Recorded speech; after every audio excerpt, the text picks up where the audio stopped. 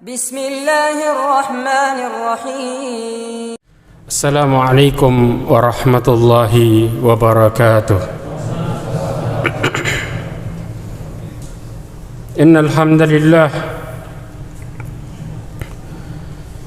nahmaduhu wa nasta'inuhu wa nastaghfiruhu wa nastahdihi wa na'udzu billahi min shururi anfusina wa min sayyiati a'malina man yahdihillahu fahuwal muhtad wa man yudlil falan tajida lahu waliyyan murshida.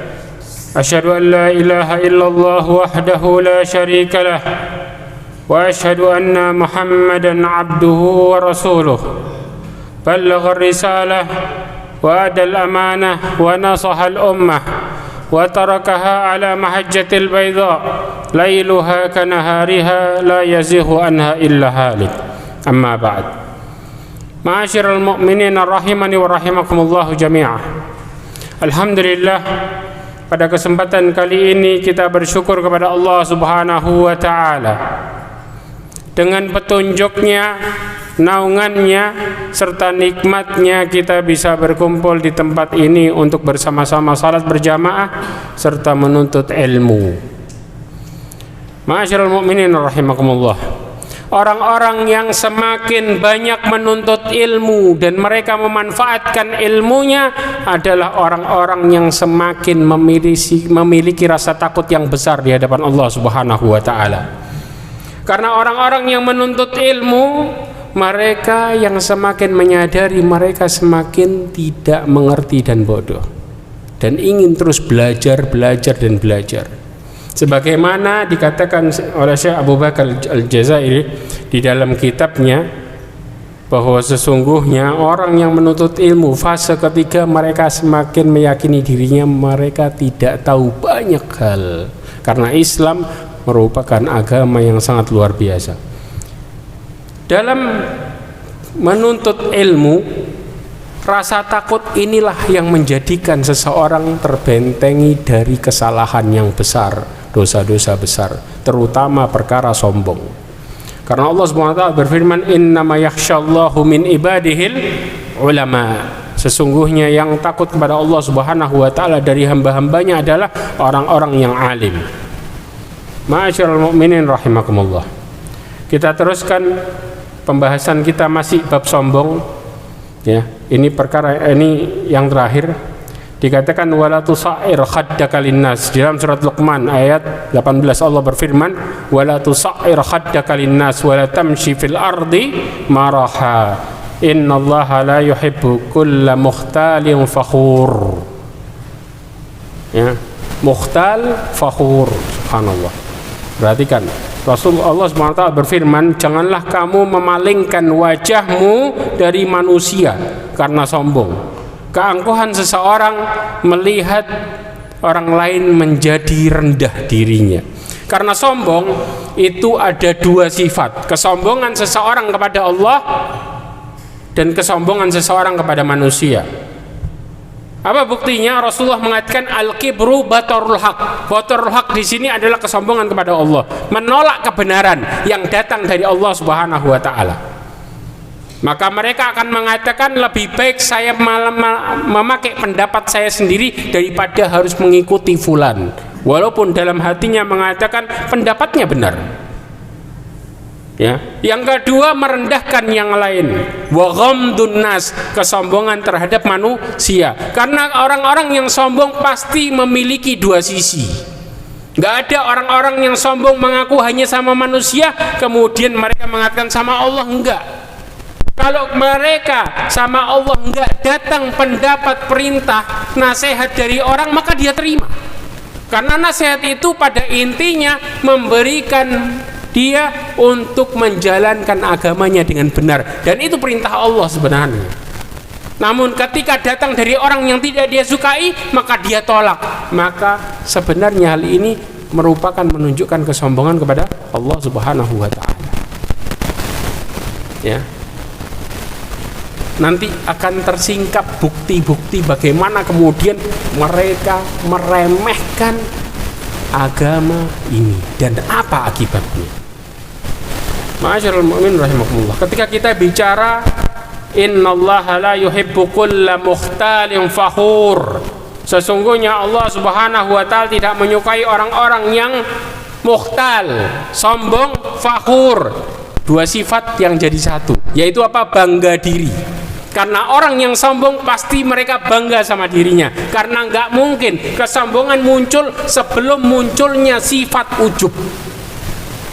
Iblis ketika sebelum menolak perintah Allah, iblis memiliki alasan dengan mengatakan saya lebih baik dari dirinya. Iblis mengatakan qala ana khairam minhu khalaqtani min nar. Ini yang disebut dengan ujub. Bahkan ulama mengatakan bahwa sesungguhnya kesombongan berasal dari ujub. Dan setiap manusia ketika mereka mulai merasa ujub, terkadang nggak kelihatan. Mereka nggak akan pernah mengatakan saya lebih baik, tapi ujub itu muncul dari hati. Makanya subhanallah, di dalam hadis Rasulullah SAW dikatakan bahwa sesungguhnya wa rajulun ya'malu bi amali ahli jannah hatta ma bainaha wa bainahu illa dira' fayusbihu alaihi alkitab fayamalu bi amali ahli nar. Seseorang beramal dengan amalan ahli surga sampai antara dirinya sama surga tinggal sejengkal. Ulama mengatakan kalau dia mati dalam posisi itu dia masuk surga. Sampai kitab mendahulunya maka tiba-tiba belok melakukan amalan ahli neraka. Di sini ulama mengatakan bahwa yang kenapa mereka bisa berubah karena ada penyakit di hatinya. Apa penyakitnya? Salah satunya adalah yang besar mempengaruhi seseorang adalah bangga diri. Ujub bisa membelokkan seseorang dari kebenaran. Walaupun sebelumnya dia melakukan amal soleh. Di riwayat yang lain, apa yang dilihat orang, fima yura bihin nas au kama qala, dia melakukan amalan ahli surga yang dilihat orang, menurut penilaian orang dia baik, tapi hatinya nggak ada yang tahu.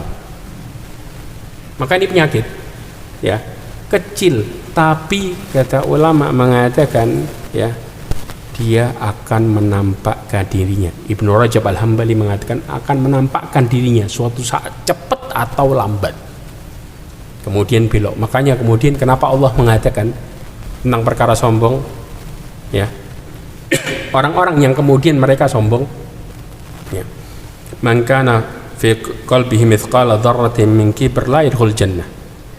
Gak akan pernah masuk surga orang yang sedikit pun di hatinya, sekecil apapun. Orang mulai bangga diri sekecil apapun, maka mulai tertutup hidayah dalam hatinya. Subhanallah. Maka nggak heran kalau kemudian beloknya luar biasa jauh. Kemudian pengertian innallaha la yuhibbu mukhtalin fakhur. Ulama tafsir, ya, dikatakan, ya, Al-Imam Syekh Imad Zuhair menjelaskan perkara ini, yang disebut mukhtalin fakhur adalah orang-orang yang membanggakan hartanya, kemudian kedudukannya serta kekuasaannya di depan orang lain. Subhanallah, orang-orang ini biasanya akan kelihatan sifat aslinya ketika semakin dipuji. Dia akan mengatakan, oh iya, dia akan keluarkan semua yang dia punya. Ini manusia. Nafsu kadang-kadang mengajak kita untuk bahagia sesaat menurut nafsu. Kenapa? Dengan seseorang memandang kita sebagai orang yang terhormat. Maka berapa banyak orang-orang yang berusaha untuk supaya terlihat terhormat di depan manusia. Padahal mereka harusnya sadar yang menjatuhkan dan mengangkat derajat manusia adalah Allah Subhanahu wa taala. Seberapa besar seseorang usahanya untuk mendapatkan kehormatan di depan orang lain, ketika Allah ingin menjatuhkan, tidak ada yang dapat memuliakan. Allah berfirman apa? Sesungguhnya Allah memuliakan dengan sekehendaknya dan menjatuhkan dengan sekehendaknya. Biyadikal khair. Di tangan Allah adalah sumber kebaikan. Dan juga dikatakan bagaimana ketika seseorang harus membicarakan tentang nikmat Allah. Firman Allah SWT, wa amma bi ni'mati rabbika fahadits. Bagaimana dengan hal ini? Maka subhanallah, ulama menjelaskan tentang perkara ini, namun menyebutkan kenikmatan Allah tidak termasuk dalam hal ini. Tapi dalam menyebutnya kita menyebut secara umum nikmat Allah, tidak mengatakan saya punya ini dan itu dan ini dan itu, sehingga melihat orang lain menjadi hasad kepada diri kita. Tapi kita mengatakan Allah memberikan diriku keberkahan, Allah memberikan diriku hidayah, supaya orang-orang bisa dan termotivasi untuk mendapatkan hidayah tersebut. Ini tujuannya. Wa amma bi ni'mati rabbika fahadits. Bukan kita ingin menampakkan apa yang kita punya, tidak. Supaya orang-orang mendapatkan manfaat dari pelajaran hidup diri kita. Ini yang benar. Kemudian ada perkara sombong yang diperbolehkan. Kapan itu? Salah satunya adalah Rasulullah SAW menjelaskan pada waktu perang Uhud, Rasulullah menawarkan sebuah pedang untuk para sahabatnya. Rasulullah SAW mengatakan kepada mereka, siapa yang mau mengambil pedang ini dengan menunaikan haknya. Kemudian Abu Dujana mengatakan, apa haknya wahai Rasulullah? Engkau menebas leher-leher musuh sampai mereka terpukul mundur, itu haknya kalau ada yang mau ngambil ini pedang. Kemudian berangkatlah Abu Dujana dan dia berjalan menunjukkan keangkuhannya di depan pasukan musyrikin. Maka ketika melihat itu Rasulullah SAW berkomentar mengatakan, innaha lamasyatun yubghiduha Allah illa fi mithli hadzal mautin. Kata Rasulullah, sesungguhnya cara berjalan yang kayak gitu itu yang Allah benci, kecuali di tempat yang kayak gini, lagi perang, di depan para musuh, maka kemudian orang muslim harus menunjukkan apa? Kemuliaannya. Itu baru benar. Sekarang kita kebalik. Di depan orang-orang kafir kita tunduk luar biasa dan takut, sedangkan di depan orang muslim kita kelihatan garang dan memusuhi. Ini suatu hal yang aneh. Gak sepantasnya orang muslim kemudian merubah kondisi. Mereka takut ketika di depan bos-bosnya, yang kemudian non muslim mereka ditekan dan mengatakan, saya mau dapat rezeki dari mana lagi. Akan tetapi di depan para saudaranya sesama muslim, mereka menunjukkan seakan-akan dirinya adalah orang yang terhormat dan merendahkan yang lainnya. Padahal Allah Subhanahu wa ta'ala memberikan sifat orang-orang muslimin, orang-orang mukminin yang bertakwa di zaman Rasulullah. Allah berfirman, Muhammadun Rasulullah walladzina ma'ahu asyidda'u 'alal kufari ruhama'u bainahum. Kalau sekarang kebalik, dikatakan Muhammad adalah utusan Allah dan orang-orang yang bersamanya asyidda'u 'alal kufar. Mereka adalah orang-orang yang keras dan tegas terhadap orang-orang kafir. Dikatakan lakum dinukum waliyadin. Subhanallah, ketegasan yang luar biasa. Dan ruhama'u bainahum, saling menyayangi antara sesama orang muslimin. Ini enggak dibalik. Maka kenapa kita lemah? Semua alasan manusia, karena saya nggak berani, kalau nanti mati gimana, kalau saya nanti nggak punya ini itu gimana, saya nggak bisa kerja gimana. Ini penyakit kita sekarang. Ma'asyiral mu'minin rahimakumullah, Istana Al-Hamra di mana? Andalus. Orang muslim berkuasa di Spanyol 800 tahun, tidak tersisa sama sekali gara-gara satu penyakit. Apa itu? Al-Wan. Itu penyakitnya. dinasti Umayyah, Abbasiyah dari masa ke masa jatuh dengan penyakit yang sama, al-wahan. Turki Utsmani jatuh dengan penyakit yang sama, al-wahan. Rasulullah sudah menyebut 1400 tahun yang lalu dengan mengatakan kaum muslimin akan lemah dengan penyakit yang sama, al-wahan. Tapi kita nggak pernah belajar dari sini. Apa itu? Sampai Rasulullah SAW mengatakan yushakul umami an tada'a alaikum kama tada'a al-aqlatu ila qas'atiha.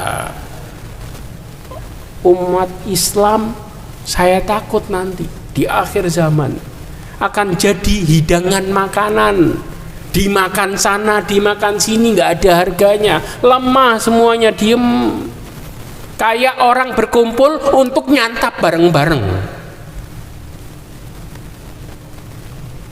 Kemudian Rasulullah menjelaskan yusibukumul wahn, karena kalian kena penyakit wahan. Sahabat tanya, penyakitnya luar biasa, sampai sahabat mengatakan, apakah mereka sedikit wahai Rasulullah? Balhum kathirun. Rasulullah bukan ngomong kafir aja, kathirun. Tahu kathirun? Banyak.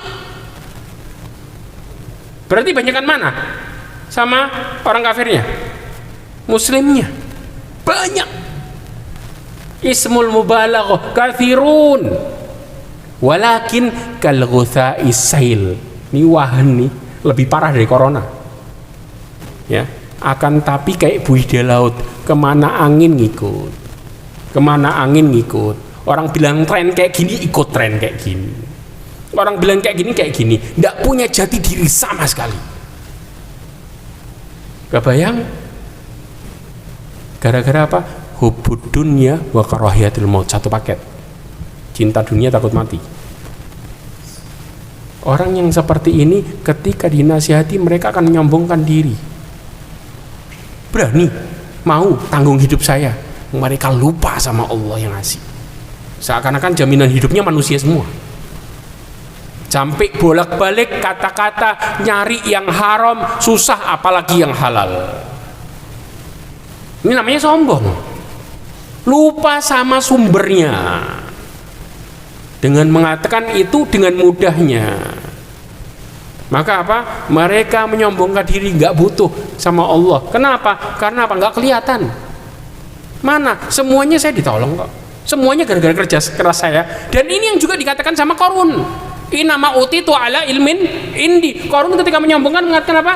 Saya dapat semua ini gara-gara ilmu yang saya pelajari. Sama.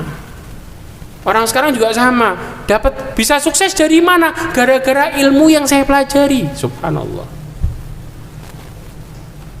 Maka orang-orang yang sombong, mereka nggak akan pernah jauh nih dari sifat yang sama pendahulunya. Tapi kalau kita mau belajar dari pendahulu, iktibar, ya, kita juga nggak akan pernah melakukan hal yang sama.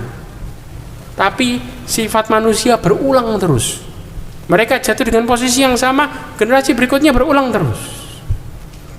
Ma'asyiral mu'min rahimakumullah. Di dalam tafsir As-Sa'di tentang ayat ini disebutkan Allah Subhanahu wa ta'ala memberitahukan Rasulnya dan para sahabatnya dari kalangan Muhajirin dan Ansar bahwa mereka dalam keadaan sifat yang paling sempurna. Imam Abdurrahman As-Sa'di menjelaskan apa? Sifat keadaan yang paling sempurna dan keadaan yang paling baik, bahwa mereka bersikap keras terhadap orang-orang kafir, namun kasih sayang di antara sesama mereka seperti satu bangunan di mana masing-masing saling menguatkan. Rasulullah juga menjelaskan di dalam hadisnya, idza shtaka minhul udhun, kalau salah satu anggota badannya sakit, yang lainnya ngerasain panas. Tapi orang-orang muslim sekarang ini, mereka melihat saudaranya seakan saling membenci. Kemudian kita berharap terhadap bagaimana pertolongan Allah Subhanahu wa taala. Tapi kita tidak bisa bersabar terhadap saudara kita. Dulu para sahabat, mereka berselisih dan berusaha untuk bersabar menghadapi cobaan. Para sahabat ketika mereka ditindas oleh orang-orang Quraisy, mereka bersabar. Allah berikan mereka kemuliaan. Allah berikan mereka kemenangan. Kenapa? Karena mereka bersabar serta minta pertolongan kepada Allah Subhanahu wa taala. Sampai Allah mengatakan idza jaa nasrullahi wal fath. Karena kesabaran mereka.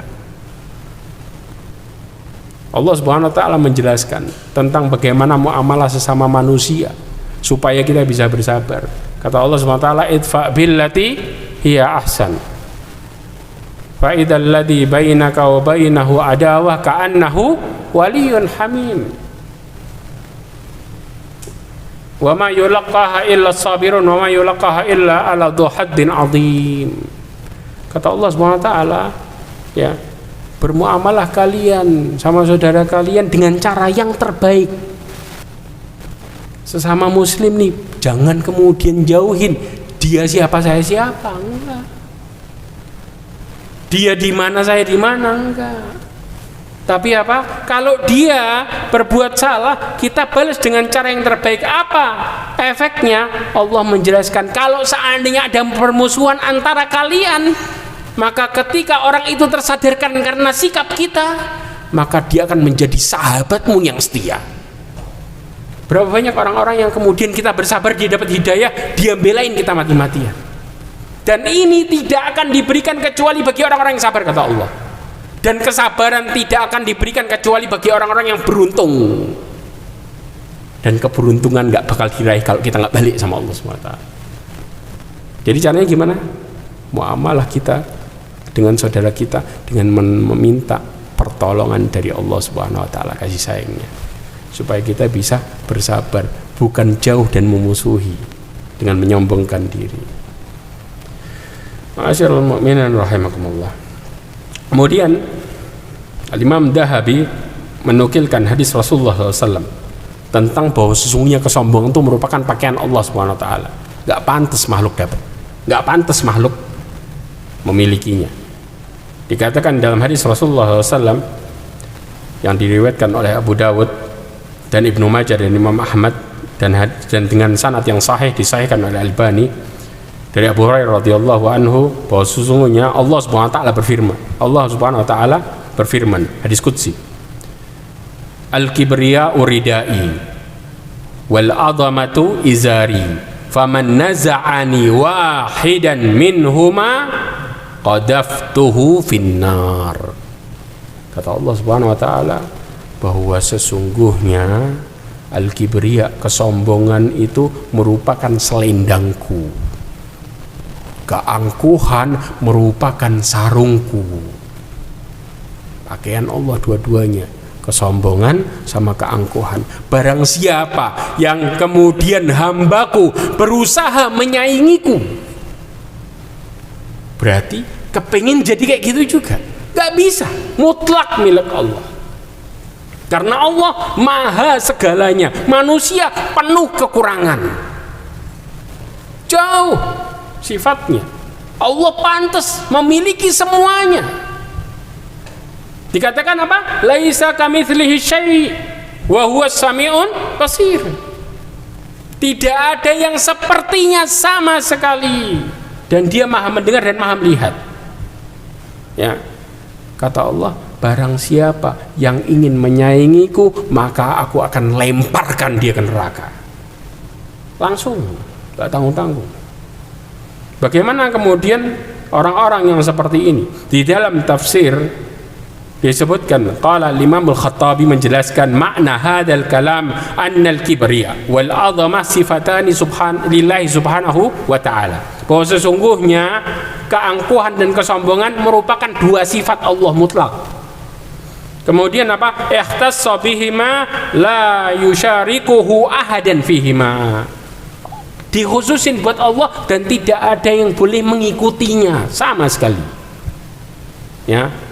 Wala yanbaghi lil makhluk ayata'ata huma li'anna sifatul makhluk tawadhu wa tadallul. Subhanallah. Sebaliknya.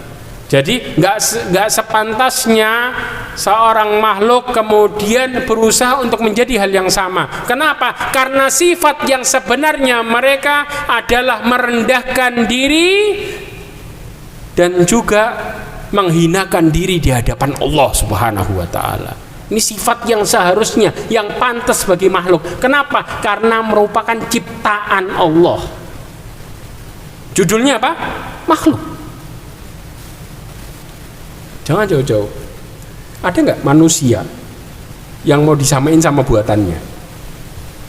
Ngomong kayak, si fulan kayak kursi ya. Kira-kira terima nggak dia? Ya? Wah, Masya Allah, badannya kayak meja itu. Kalau kita nggak dimarahin tuh orang, nggak terima dia, enak saja. Saya diomongin, makanya sama. Apalagi Allah Subhanahu wa taala yang menciptakan kita. Tapi kadang-kadang apa?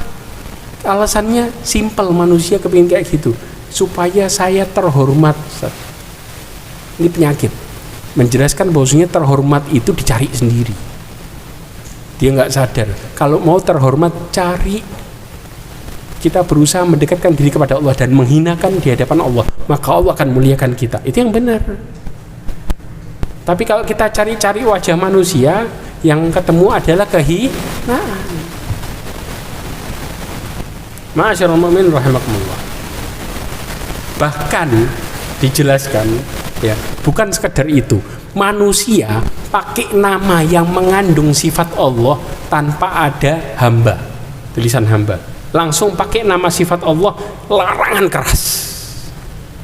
Contoh, ya, di dalam hadis Rasulullah SAW yang di dalam hadis yang disebut yang diriwayatkan oleh Abu Hurairah secara riwayat, dikatakan dalam yang diriwayatkan oleh Bukhari, sehina-hina nama di sisi Allah. Bahkan Sufyan mengatakan tidak cuman sekali, tapi sehina-hina. Bukan cuman hina aja, tapi apa? Sehina-hina. Berarti apa? Paling hina. Nama di sisi Allah seseorang yang bernama Malikal Mulk, raja di raja. Ya, itu sahabat mengatakan apa? Paling hina nama. Orang yang memiliki nama itu dan pakai nama itu bukan sekedar Allah hinakan, tapi apa? Allah hinakan makhluknya, hinakan semuanya, dan mereka dalam posisi terhina. Naudzubillah. Karena nggak pantas. Kita ini siapa? Ya. Kemudian yang berikutnya, dalil yang dinukil oleh Imam Adz-Dzahabi, dijelaskan ihtajatun nar wal jannah. Faqalat hadihi yudkhiluni al-jabbarun wal mutakabbirun, wa qalat hadihi yudkhiluni ad-du'afa wal masakin. Neraka sama surga saling debat. Ya, di dalam hadis ini yang diriwayatkan oleh Imam Muslim dari Abu Hurairah disebutkan neraka sama surga debat. Neraka sama surga kok bisa ngomong? Nanti kita jelasin. Ya, masih ada waktu ya. Kemudian apa?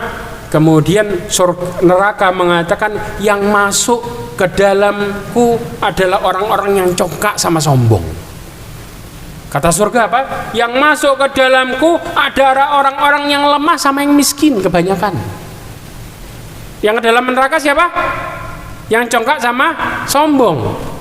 Yang kaya pamer hartanya dan lain sebagainya, yang merasa kuat dan lain sebagainya dengan kuasaannya, mereka banyak masuk di neraka. Surga kemudian mengatakan yang masuk ke aku kok yang lemah-lemah, yang miskin, yang dihinain sama orang. Kenapa?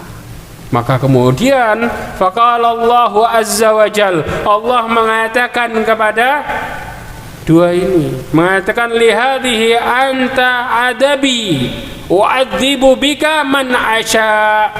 Ngomong sama neraka, engkau adalah tempat adabku, aku mengadab siapa yang aku kehendaki.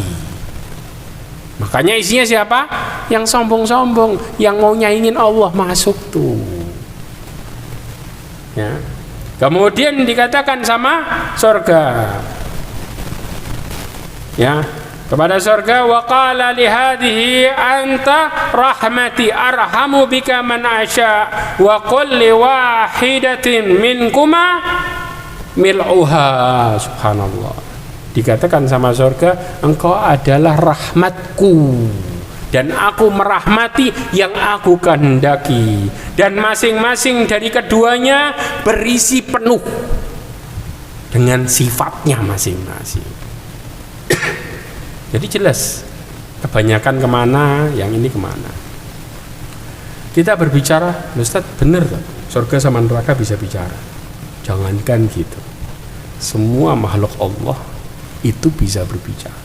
Sebagaimana Allah Subhanahu wa taala berfirman di dalam apa? Allah Subhanahu wa taala menjelaskan dulu di dalam Al-Qur'an, di dalam hadis Rasulullah yang diriwayatkan oleh Bukhari dan Muslim dalam Sahih. Ya. Bagaimana kemudian keduanya berbicara.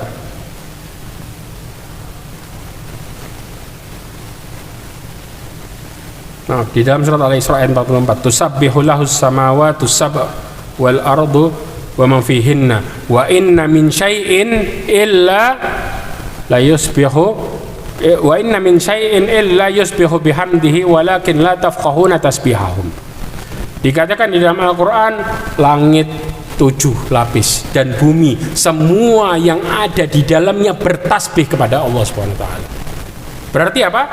Semua makhluk Allah bertasbih.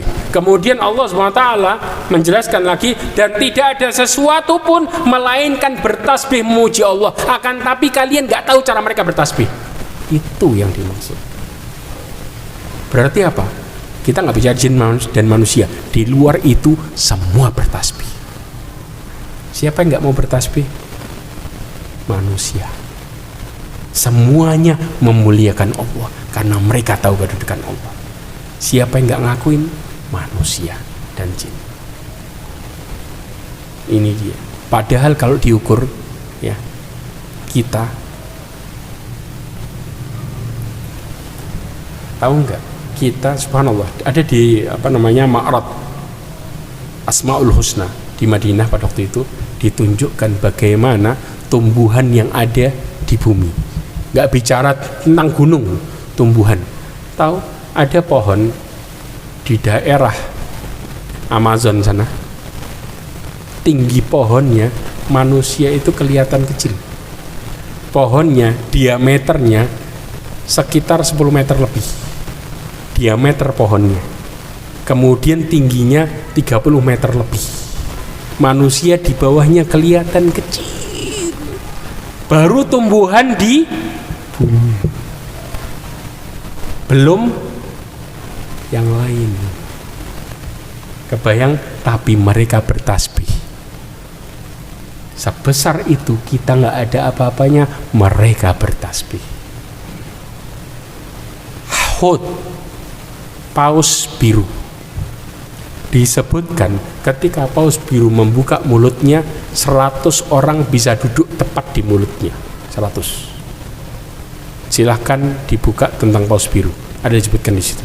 100. Bahkan dikatakan kalau dagingnya dibagi-bagi, lebih dari 1 desa makan kenyang. Bukan 1 desa, lebih dari itu. Tapi Rasulullah mengatakan hatta hitanu fil bahar, sampai Hud, paus biru di dasar laut mendoakan bagi orang yang nuntut ilmu, meminta ampun bagi mereka. Ulama mengatakan tentang hadis ini, kenapa mereka doain orang yang nuntut ilmu agama? Karena ketika orang nuntut ilmu agama, maka mereka bisa merahmati binatang sama tumbuhan. Tapi orang-orang yang jauh dari ilmu agama, mereka justru yang rusak. Makanya Allah mengatakan apa? Wa ma asabakum min musibatin fa bima kasabat aydikum. Karena kelakuan kalian sendiri. Manusia mengatakan wala tufsidu fil ardi ba'da islahiha. Janganlah merusak di muka bumi sampai, padahal setelah itu apa? Allah Subhanahu wa taala sudah memperbaikinya. Ma'asyiral mu'minin rahimakumullah. Kemudian sifat-sifat penghuni neraka yang lainnya, bagaimana mereka ketika mereka orang-orang yang sombong. Di dalam hadis Rasulullah SAW dikatakan, ala ukhbirukum bi ahlil jannah kullu dha'ifin mutadha'if law aqsama 'ala Allahi la abarah. Maukah kalian aku beritahu penduduk surga? Hadis ini diriwayatkan oleh Bukhari dan Muslim dalam sahihnya. Dikatakan apa? Setiap orang yang lemah, mutadhaif, diremehkan. Sekiranya mereka bersumpah atas nama Allah, pasti Allah ngabulin. Saking lemahnya tuh. Mereka berdoa sama Allah, Allah ngabulin. Tapi sebaliknya, maukah kalian aku beritahukan tentang penghuni neraka? Apa sifatnya? 3 disebutkan. Yang pertama, seorang yang keras hatinya. Kemudian jawab di sini adalah pelit. Dan kemudian sombong. Jadi sebaliknya, yang ini orang-orang lemah, yang ini orang-orang angkuh, bahkan pelit perhitungan. Sampai ada istilah apa? Kalau mau kaya jadi pelit.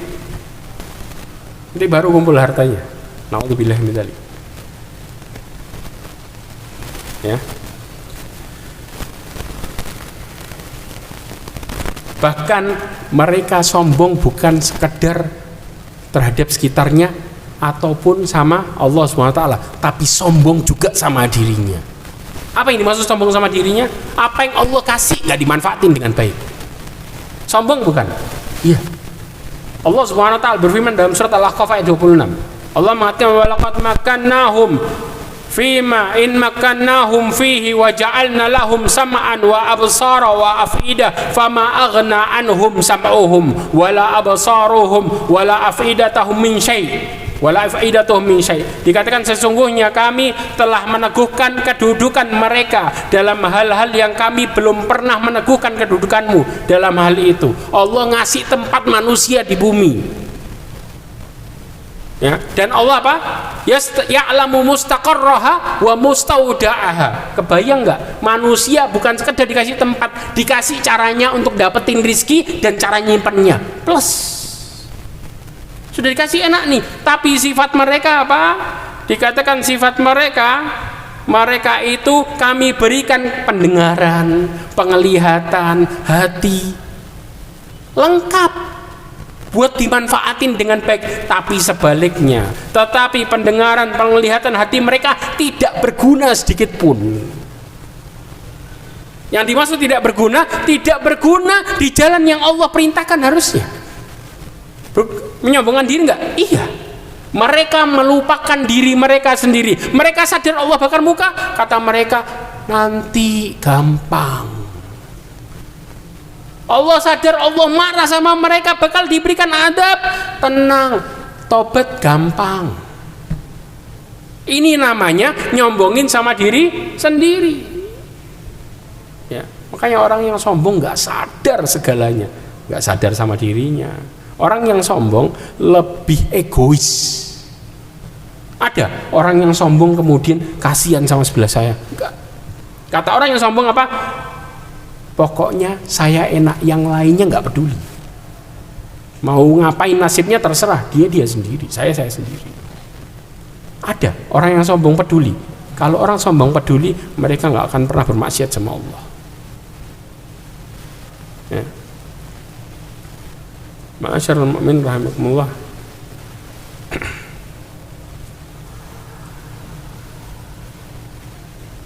Lalu di dalam dalil yang lain disebutkan dalam Al-Quran yang dinukilkan oleh Imam Dhahabi, tilkad darul akhiratu naj'aluha lil ladzina la yuriduna uluwan fil ardi wala fasada. Dikatakan dalam surat Al-Qasas ayat 83, sesungguhnya negeri akhirat kami peruntukkan bagi siapa? Bagi mereka orang-orang yang tidak menyombongkan diri dan tidak berbuat kerusakan di muka bumi. Paham? Tahu maksudnya berbuat kerusakan? Ketika manusia berbuat kemaksiatan, apa yang terjadi? Gunung meletus, ya, gempa bumi. Gara-gara apa? Maksiat manusia. Karena maksiat tersebut Allah murka. Berarti siapa yang ngerusak? Manusianya. Bukan ngerusak kemudian nebangin pohon dan lain sebagainya, enggak. Mereka ngerusak dengan bermaksiat sama Allah, merusak dirinya, menyebabkan alamnya jadi rusak. Jadi kalau kita kemudian tiba-tiba terkena musibah bareng-bareng banyak, jangan pernah cari kambing hitam menyalahkan yang lain, tapi mawas diri. Sudahkah kita melakukan kebaikan? Sudahkah kita peduli sesama untuk saling menasihati, atau kemudian peduli sama diri sendiri dan menyelamatkan masing-masing? Kalau menyelamatkan masing-masing, namanya orang baiknya juga perusak. Ya, karena kita diperintahkan untuk apa? Untuk berdakwah. Wa tawasau bil haq. Jangan lupa ini. Manusia pasti akan merugi. Salah satu sifatnya adalah wa tawasau bil haq, yaitu mereka yang berdakwah, peduli sama sekitarnya. Yang kemudian Allah SWT menjadikan akhirat bagi yang jauh dari sifat sombong dan angkuh. Siapa mereka yang bisa menjauhi ini? Mereka yang zuhud, mereka yang merasa cukup apa yang ada di sisi Allah. Hadis Rasulullah menjelaskan, izhad fi dunya yuhibbukallah wazhad indan nas yuhibbukan nas. Itu yang dimaksud.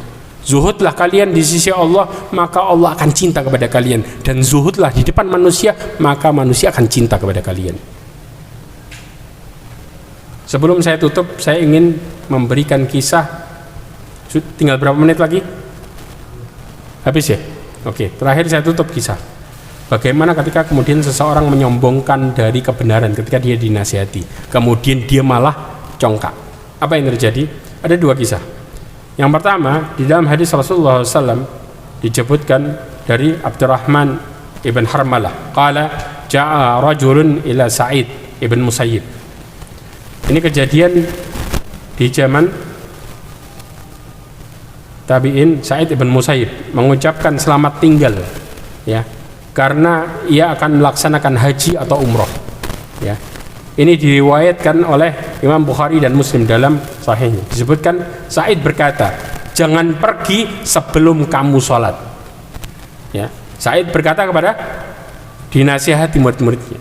Kemudian apa? Sesungguhnya Rasulullah SAW bersabda, tidaklah seorang keluar dari masjid setelah dikumandangkan adzan kecuali orang munafik. Ini kadang-kadang enggak. Zaman sekarang buat acara di masjid, begitu adzan buyar, dekat adzan buyar, pulang masing-masing. Sholat di mana? Di rumah. Dibalik, acaranya di masjid. Makanya kadang-kadang kita nggak sadar nih, seakan-akan bener, tapi kemudian begitu adzan kelihatan sifat aslinya, mereka langsung menjauh semua. Banyak nggak? Banyak. Kata Rasulullah apa? Kecuali orang munafik. Rasulullah mengatakan itu, ya. Kecuali orang-orang yang keluar disebabkan ada keperluan dan ia berniat ingin kembali lagi ke masjid, itu baru boleh. Lalu orang tadi berkata, sesungguhnya teman-temanku berada di desa dan Sa'id masih mengingatkannya, tetapi ia tidak mengindahkannya sampai diberitahu orang itu tetap keluar. Maka tiba-tiba ia terjatuh dari kendaraannya dan pahanya patah. Langsung Allah jawab. Dinasehatin tentang hadis Rasulullah, tambah ditentang, Allah jawab dengan adab langsung. Satu. Dua, dalam hadis Rasulullah SAW disebutkan dari Abu Hurairah radhiyallahu an, ya, dikatakan, bainama rajulun yatabakhtar yamshi fi buraidah qad ajabathu nafsuhu fa khashafahu Allahu bihil ard fa huwa yatajaljal fihi ila yaumil qiyamah. Dikatakan ada orang yang menyombongkan diri dengan pakaiannya, lalu Allah menimbunnya dengan tanah, maka ia terperangkap di dalamnya sampai hari kiamat, semakin masuk ke dalamnya, ya. Lalu tiba-tiba seseorang disebutkan oleh Abu Hurairah, ketika Abu Hurairah nyebut ini hadis, tiba-tiba berkata, hai Abu Hurairah, apakah orang yang ditimbun tadi berjalannya kayak gini dipraktekin? Kayak gini, sombong kayak gini nih. Apa yang terjadi? Langsung kemudian Abu Hurairah memukul tangannya tadi sehingga membekas dan bahkan dikatakan tangannya patah. Padahal cuma dipukul. Kenapa? Allah buktiin, langsung Allah kasih. Kemudian Abu Hurairah menukil ayat Allah Subhanahu wa taala dengan mengatakan inna kafainakam almustahziin, sesungguhnya kami memelihara kamu dari orang-orang yang memperolok-olok agama Allah. Subhanallah, langsung Allah jawab. Yang terakhir, Rasulullah SAW menjelaskan bahwa sesungguhnya Rasulullah SAW melarang seseorang untuk minum langsung dari mulut teko, kendi, paham ya? Dari mulutnya. Di dalam hadis Rasul dikatakan anna Rasulullah SAW naha ayyashrabu min fi saqa, ya, larangan minum dari mulut kendi. Kemudian di riwayat Imam Ahmad disebutkan qala Ayub rahimahullah berkata, aku diberikan kabar bahwa ada seseorang yang habis dengar tuh hadis, kemudian dia minum dari mulut teko, tiba-tiba keluar ular tepat di mulutnya. Allah jawab karena orang menghinakan, habis dikasih tahu tambah ngeyel, Allah adab tambah. Ini nasib orang yang sombong, gak akan pernah bahagia mereka. Tambah Allah hancurkan ia karena mereka bersifat angkuh di depan perintah Allah. Maka mulai dari sekarang kalau kita ngobrol masalah agama, hati-hati, jangan kemudian kita buat mainan. Kalau kita kemudian mulai seperti itu, maka ingat Allah akan membalas dengan adab yang dahsyat bagi orang-orang yang melakukan seperti itu. Sudah ada banyak contohnya, ini baru 3. Ada di dalam Syiar Alam Nubala, dikatakan juga di dalam Bidayah wan Nihayah, disebutkan contoh-contoh yang lainnya lagi, yang bagaimana mereka menyombongkan diri ketika disebutkan dalil, dan bahkan Allah memberikan adab yang sangat dahsyat yang enggak terjadi di kondisi-kondisi yang lainnya. Wallahu a'lam bishawab. Mudah-mudahan apa yang kita pelajari hari ini menjadikan diri kita semakin dekat kepada Allah SWT, dan menjadikan kita semakin Allah SWT ridhoi, dan Allah jauhkan kita dari murkanya, dan Allah Subhanahu wa taala jauhkan kita untuk melakukan kemaksiatan, serta Allah dekatkan kita kepada hidayahnya, dan Allah tutup hidup kita dengan husnul khatimah. Wa akhiru da'wana alhamdulillah subhanakallahumma bihamdika asyhadu an la ilaha illa anta astaghfiruka wa atubu ilaik. Wa sallallahu ala nabiyyina Muhammad wa akhiru da'wana alhamdulillah wassalamu alaikum warahmatullahi wabarakatuh.